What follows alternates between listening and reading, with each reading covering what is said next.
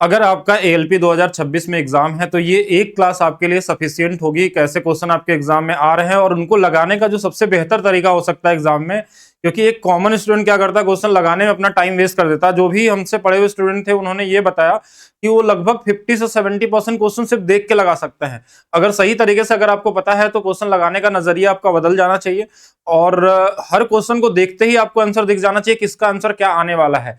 वो तरीका आज हम लोग सीखेंगे और एक क्लास आपके लिए सफिशियंट होगी। जिनका भी एग्जाम बचा हुआ है उनके लिए एक यूनिक क्लास होने वाली है। तो सभी लोग वीडियो को लाइक और शेयर जरूर कर देंगे। आज स्टार्ट करते हैं कैसा क्वेश्चन आपके एग्जाम में पूछा जा रहा है। देखिए ये पहला क्वेश्चन जो आपका है, टीआईएसआई के 2 साल का डिफरेंस वाला क्वेश्चन आपके एग्जाम में पूछा गया था कि जैसे 2 साल में 10% के रेट से हमारे पास क्वेश्चन में क्या दिया गया है कि अंतर दिया गया है सीआईएसआई का। तो ऐसे केस में आपको जो तरीका बताया गया था, हमने क्या बोला, ये जो 10% है ना, सिर्फ इसी को फ्रैक्शन में लिख देना 1/10 और फिर इसी का स्क्वायर कर लेना है 1/100 हो जाएगा। ये हमेशा ऊपर वाला जो होता है ना, ये अंतर दिया होता है। अगर इसकी वैल्यू ये दिया है तो 100 की वैल्यू 464, इसके आगे बस 2 जीरो लगा देना है और यही वाला हमारा क्या हो जाएगा, आंसर हो जाएगा। यानी ये क्वेश्चन मात्र अगर देखा जाए तो हमारे पास 2-3 सेकंड वाला क्वेश्चन था। कॉमन तरीके से देख के लगा सकते हैं जैसा आपके पास दिया हो एग्जाम में। यानी ज्यादा से ज्यादा 4-5 सेकंड का क्वेश्चन होता है एग्जाम में।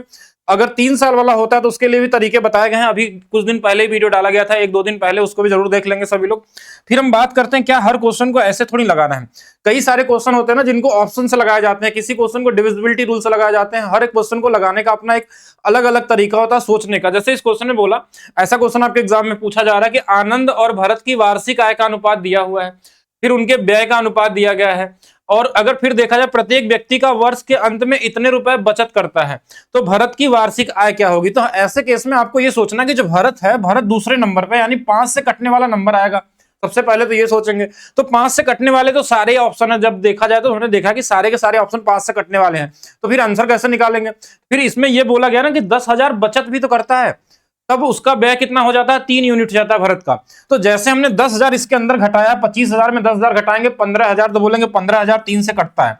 फिर इसमें 10,000 घटाएंगे तो 5,000 आएगा, 5,000 कटता है, नहीं कटता है। इसमें 10,000 घटा लेंगे तो 2,000 आएगा, ये नहीं कटेगा। इसमें 10,000 घटा लेंगे 20,000 आएगा, ये नहीं कटेगा। यानी ऑप्शन नंबर कौन सा वाला, ए वाला है।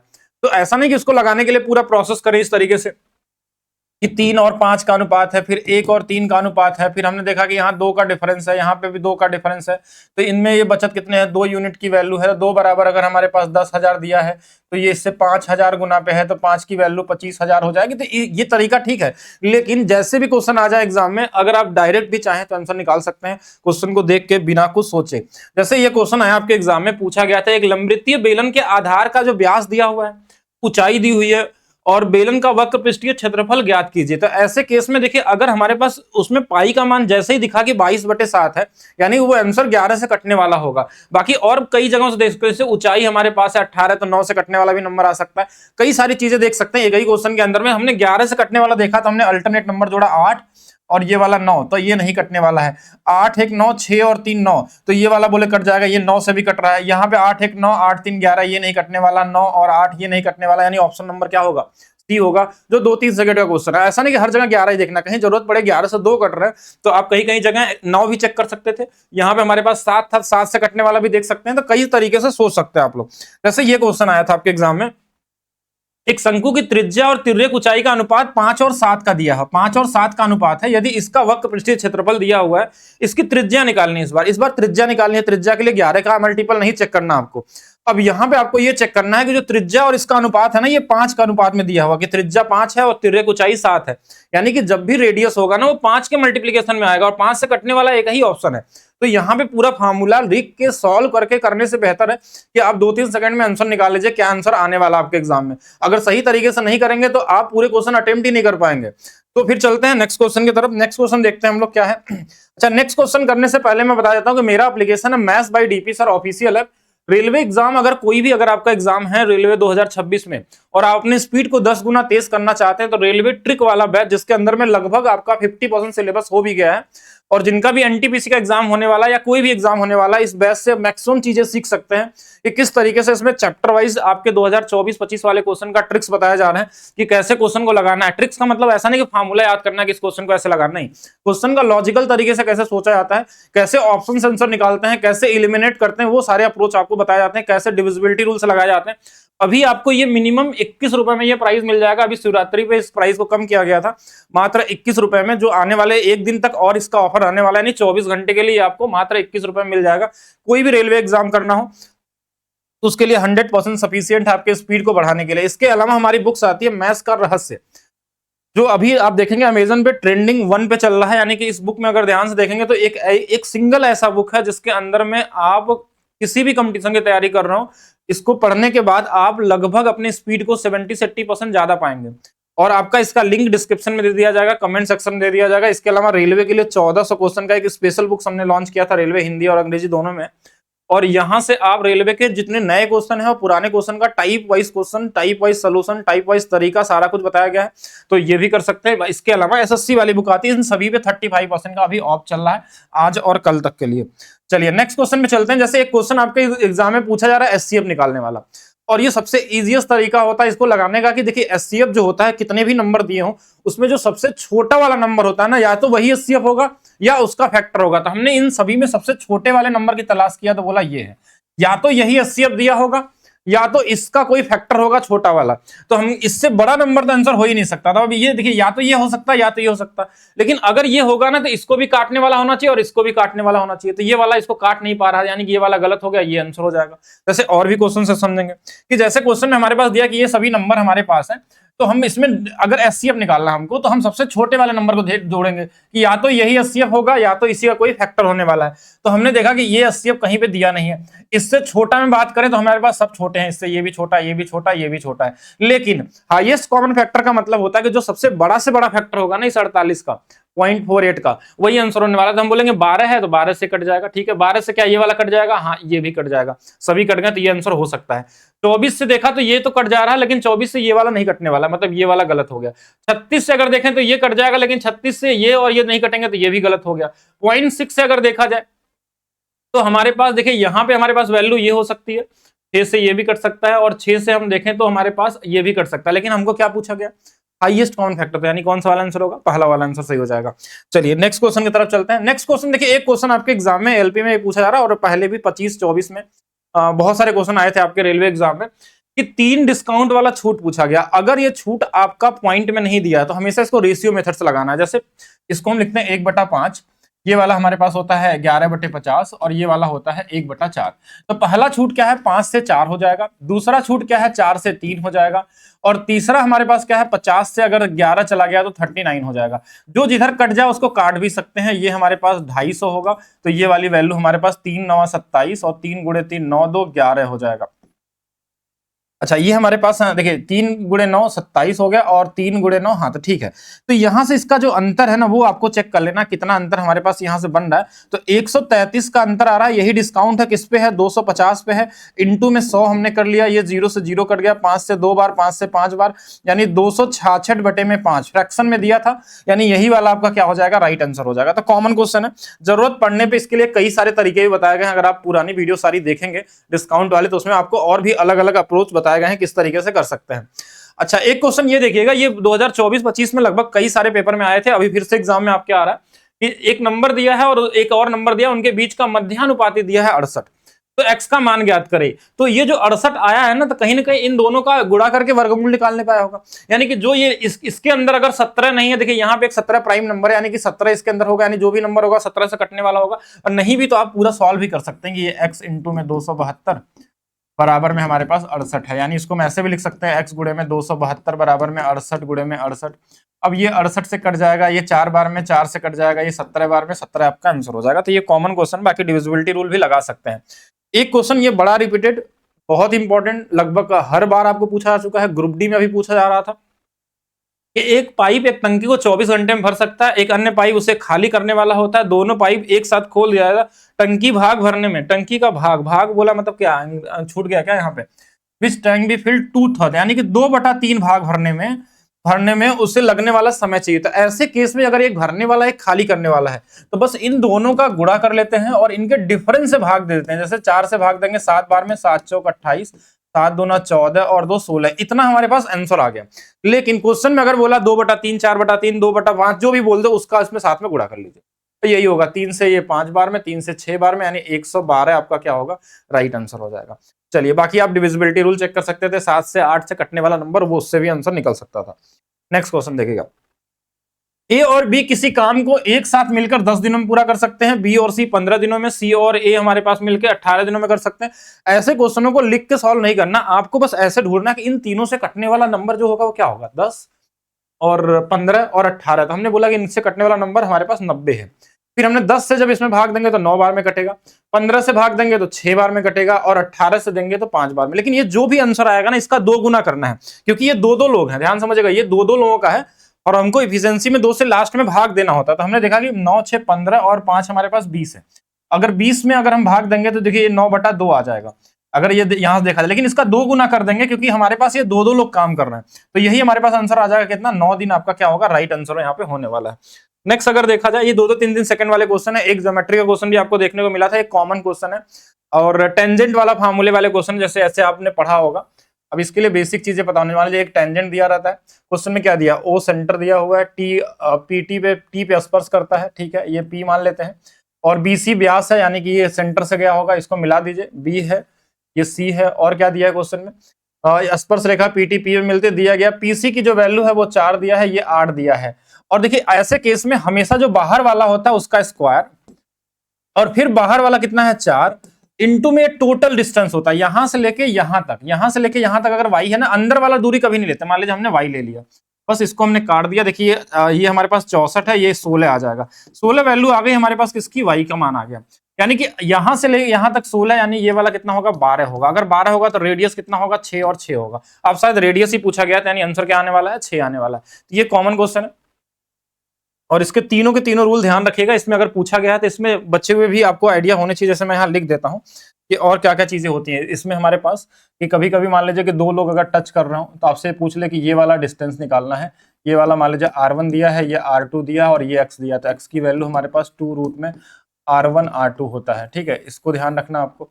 अच्छा, दूसरा इसके अलावा अगर मैं बात करूं तो और भी जैसे इसमें पूछा जा सकता है कितने टेंजेंट है, कि ये वाला कितने बन सकते हैं, एक ये बन सकता है, एक ये बन सकता है, 3 इसमें स्पर्श रेखाएं खींची जा सकती हैं। कभी कभी इसके अंदर में ऐसा भी दे सकता है कि ये दोनों हमारे पास थोड़ा दूर दूर दिए हों, और दूर दूर दिए हों तो इनके बीच में जैसे r1 है, ये r2 है, और इनके बीच का डिस्टेंस दिया हो d, और ये वाला x पूछा जाए। और कभी कभी ये तिर्यक वाला भी पूछ लेता है, मतलब कई तरीके से बन सकते हैं, इनके बीच में एक गोला भी डाल सकता है। तो ये थोड़ा सा रिवीजन करके जाना है, 3-4 टाइप पे इस पे क्वेश्चन आपको देखने को मिल सकते हैं। चलिए नेक्स्ट क्वेश्चन देखते हैं कि एक फल विक्रेता सेब को लागत मूल्य में 5% का नुकसान बेचता है, यानी खुद बोल रहा है कि हम इसको नुकसान पे देने वाले हैं, यानी 20 का सामान होगा तो हम आपको 19 में दे देंगे, ये कहना चाह रहा है। फिर लेकिन वो वजन में क्या करता है कि 20% कम वजन करता है। 20% कम का मतलब होता है कि अगर 5 ग्राम है तो 4 ही ग्राम देगा। तो हमेशा वेट में उल्टा लिखते हैं, यानी वेट का उल्टा, यानी 4 से 5 में देने वाला है। प्रॉफिट तो तभी होगा। तो 5 से ये कितने बार में कट जाएगा, 4 बार में, यानी 4 गुणे 4 16, और ये 19, कितने का लाभ हो रहा है, 3/16। 3/16 कितना होता है, 18.75। आपको आना चाहिए, 1/16 की जो वैल्यू होती है 6.25 होती है, 3/16 की जो वैल्यू होती है 18.75 होती है, 5/16 ये सब परसेंटेज में आपको पढ़ाया गया है कि 31.25 होती है, 9/16 जो होता है हमारे पास 56.25 होता है। तो ये चीजें आपको पता होनी चाहिए। वैसे इसी का 3 गुना कर दिया गया, 6.25 का 3 गुना करना बहुत आसान है। 6 का 3 गुना 18, 25 का 3 गुना 75, यानी कौन सा वाला आंसर होगा, डी वाला आपका क्या होगा, राइट आंसर होने वाला है। नेक्स्ट क्वेश्चन देखेंगे, एक क्वेश्चन ये भी आ रहा है आपके एग्जाम में, इसके लिए रेडी रहिएगा सभी लोग। कि 2 अलग अलग ट्रेन है, दोनों की स्पीड हमारे पास क्या है, विपरीत दिशा में चल सकते हैं, कभी कभी आपका सेम दिशा में भी चलता है। जब विपरीत दिशा में चलता है तो स्पीड जुड़ जाता है, तो ये दोनों जोड़ के कितने हो जाएंगे, तो बोलेंगे 126 है। लेकिन आपके माइंड में चलना चाहिए 18 और 5 का रेशियो, ये इससे 7 गुना पे है, तो ये भी 7 गुना पे कितना आएगा, तो बोलेंगे 35 आ गया हमारे पास। दोनों की स्पीड 35 है, 10 सेकंड में एक दूसरे को पार करते हैं, यानी 10 सेकंड अगर ये चलेंगे तो 350 मीटर चल जाएंगे, जिसमें से एक ट्रेन की लंबाई अगर 240 है तो बचा हुआ दूसरा वाला 110 हो जाएगा। शायद दूसरे वाले का ही पूछा गया है कि लंबाई कितनी होगी, ये फिक्स पैटर्न पे क्वेश्चन आपको एग्जाम मिल रहा है, तो कॉमन क्वेश्चन है, इसको मेंटली लगा सकते हैं, बस लिखा है मैंने इस तरीके से, आप कॉमन तरीके से सोच सकते हैं। चलिए नेक्स्ट क्वेश्चन देखते हैं। स्नेहा एक वस्तु के अंकित मूल्य उसके क्रय मूल्य से 40% अधिक अंकित करती है, 12% का लाभ अर्जित करने के लिए उसे कितने प्रतिशत की छूट चाहिए। अगर ये देखिए डेटा अगर इजी है ना तो कॉमन बस लिख लीजिए कि हमने 140 रुपए उसका प्राइस लिखा था और 112 रुपए में हमको बेचना है, बस इतना ही करना है। कितने का छूट हो रहा है, तो बोलेंगे 28 का। किस पे हो रहा है, 140 पे। कितने बार में कट जाएगा, तो 1/5। 1/5 कितना होता है, 20%। अगर ये मान लीजिए क्वेश्चन में डेटा थोड़ा मुश्किल होता तो आप इसमें रेशियो मेथड लगाते हैं। रेशियो मेथड का मतलब हम इसको इस तरीके से भी कर सकते हैं कि ये 2/5 होता है, ये वाला 3/25 होता है। पहले हमने बढ़ाया था 5 से, इसको 7 लिखा था, फिर हमने इसमें छूट दे दिया, x से कितना दे दिया, y दे दिया, तो भी हमको लाभ हो रहा है 25 से 3/28 का हो रहा है। तो हमने 7 से काट दिया ये 4 बार में, इसको 5 से काट दिया 5 बार में, तो यहाँ छूट कितने की होगी, 1/5 की, कितना हो गया 20%। लेकिन ये रेशियो मेथड तब अप्लाई करना है जब हमारे पास क्वेश्चन में डेटा मुश्किल है। ईजी है तो डायरेक्ट भी कर सकते हैं, ठीक है। डायरेक्ट मतलब जिस तरीके से बताया मैंने। एक क्वेश्चन ये भी ध्यान रखेंगे, ये हाइट एंड डिस्टेंस से क्वेश्चन आ रहा है आपके एग्जाम में कि एक हेलीकॉप्टर जमीन से 120 मीटर ऊंचाई पे उड़ रहा है, जमीन के एक बिंदु से उन्नयन कोण 60 अंश है, तो उसके 36 दूरी ज्ञात करनी बिंदु से। देखिए ये इसमें एक चीज ध्यान रखना, जो ऊंचाई है ना ये 60 डिग्री के सामने वाला है, तो 60 डिग्री की जो वैल्यू होती है वो √3 होती है, यानी √3 की वैल्यू 120, हमको 1 डिग्री की वैल्यू बस निकालनी होती है 120 बटे में √3। यही आंसर है। इसमें चाहे तो ऊपर नीचे हम गुणा भी कर सकते हैं √3 का, अगर चाहे तो ऐसा भी आंसर दे सकते हैं, √3 से गुणा कर देंगे तो 3 और 3 से ये 40 √3 भी हो जाएगा। तो यहाँ पे तो आंसर देखिए, अच्छा ये ऑप्शन यहाँ पे सारे ही सही है, ये भी सही है, ये भी सही है, ये भी सही है, ये नहीं होने वाला। लेकिन एक चीज ध्यान रखना आपको कि यहाँ पे एक वैल्यू को ध्यान रखना है हमारे पास, क्या कि 60 डिग्री के सामने वाली भुजा √3 होती है, तो ये वाला 30 बचेगा, 30 के सामने वाला 1 होता है और ये वाला 2 होता है। इस ट्रायंगल में कभी ये दिया रहेगा तो ये पूछ लेगा, ये दिया रहेगा तो ये पूछ लेगा। बाकी एक और एंगल आपके एग्जाम मिल सकता है 45 डिग्री वाला। 45 डिग्री वाले में हमारे पास क्या होता है, दोनों 45 1 1 √2 होते हैं। अगर मान लीजिए इसकी वैल्यू दिया था कि 120 मीटर है, तो इसकी वैल्यू भी 120 मीटर हो जाती है हमारे पास। ये कॉमन क्वेश्चन होगा। चलिए नेक्स्ट देखते हैं। एक सेल के दौरान 50% माल को 23% के लाभ पे बेचा गया, फिर शेष 32% माल को 40% के लाभ पे बेचा गया, और शेष जो बचा हुआ था उसको 10% के हानि बेचा गया। टोटल लाभ या हानि पूछा था। ऐसे क्वेश्चनों को 3-4 तरीके से लगाया जा सकता है। एक रेशियो बना के जेसम मेथड से कर सकते हैं, लेकिन क्वेश्चन अगर आपको कैलकुलेटिव लगे तो क्या करना है, 50% बोला मतलब 1/2, 1/2 माल को 23% के लाभ पे बेचा गया, प्लस 32% को हम क्या लिखते हैं, तो बोलेंगे 8/25। तो ठीक है, तो 8/25 जो माल था उसको बेचा गया है 40% के लाभ पे, प्लस इसके बाद शेष कितना बचा, देखिए 50 और 32 जोड़ देंगे 82, बचा 18%। 18% का 9/50, इसको बेचा गया 10% के हानि पे। ये 0 से 0 कट जाएगा, ये आ गया 11.5।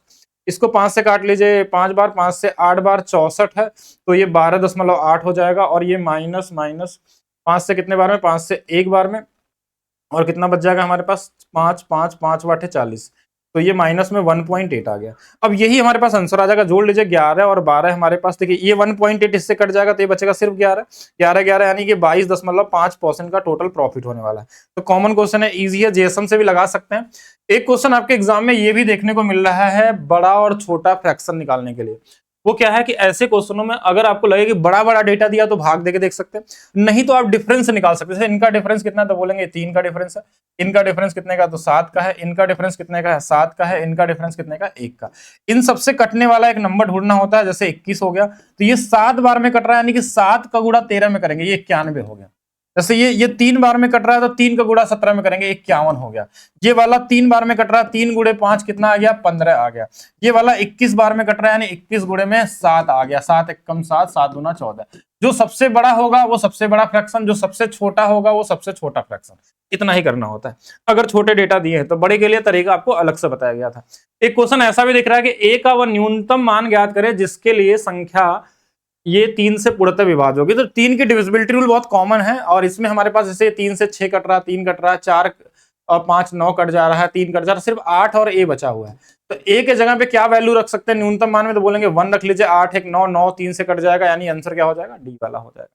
ठीक है, 4 भी हो सकता है आंसर, लेकिन सबसे मिनिमम वैल्यू बोला गया था तो मिनिमम लेंगे। कहीं कहीं एकदम कॉमन क्वेश्चन भी आपके एग्जाम मिल रहे हैं, जैसे मध्यानुपाती निकालना है तो हम बस इनका गुणा करके वर्गमूल निकाल लेते हैं। यहाँ से 7, यहाँ से 4, और आंसर कितना आ जाएगा, 28 आ जाएगा।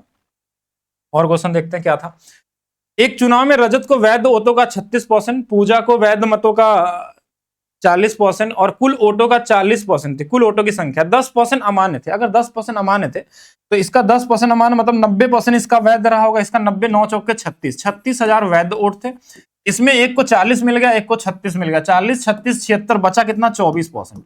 बस ये निकालना। 9 से कटने वाला आंसर ढूंढ लीजिए, ये नहीं कटेगा, ये नहीं कटेगा, 8 6 14, ये 9 से कट जाएगा, ये 9 से कट जाएगा, 8 से कटने वाला दोनों कट जाएंगे। यूनिट डिजिट निकाल लीजिए, परसेंटेज से 2 जीरो, लास्ट में 1 जीरो आएगा, तो ये गलत हो गया, ये वाला सही होगा। बाकी आप गुणा भी कर सकते थे। तो कॉमन क्वेश्चन था।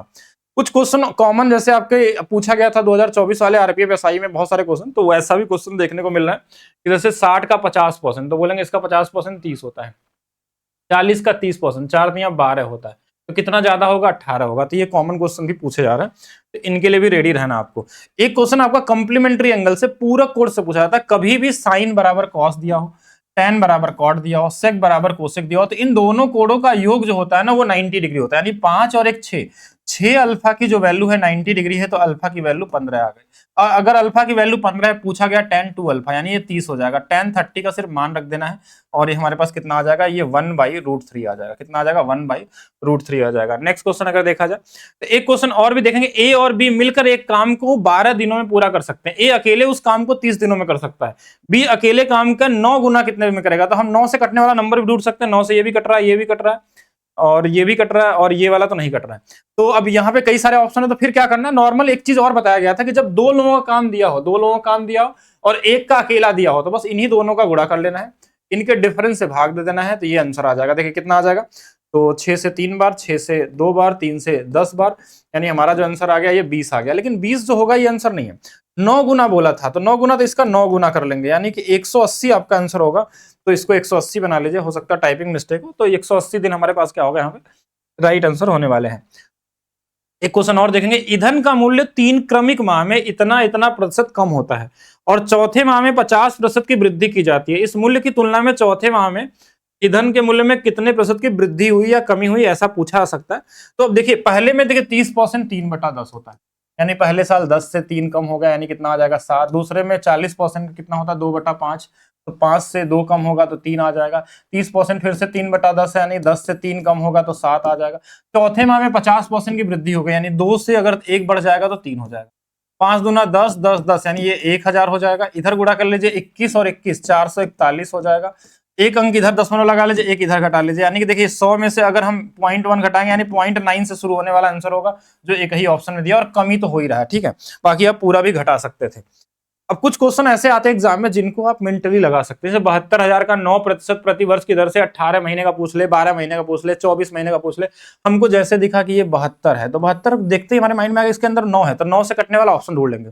यहाँ 9% है, इसका भी आधा करेंगे, तो अगर अर्धवार्षिक है तो भी 45 आएगा, वहां भी 9 आने वाला है, यानी कि 9 से कटने वाला आंसर आपको ढूंढ लेना है। नहीं तो आप डिजिटल सम मेरे बहुत सारे तरीके लगा सकते हैं, कॉमन क्वेश्चन में आता है।